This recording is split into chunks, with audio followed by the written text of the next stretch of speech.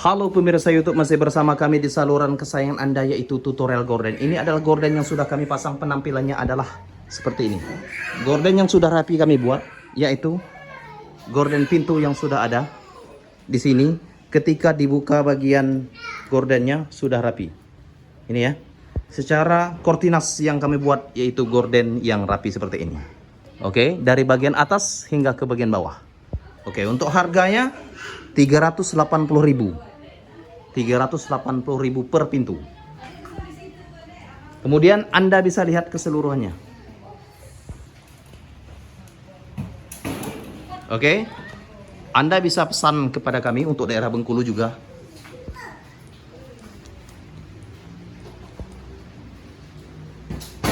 Sudah rapi seperti ini ya bentuknya. Dari bagian bawah hingga ke bagian atas kami uap, kami secara kortinas untuk membuatnya. Sudah ada layar.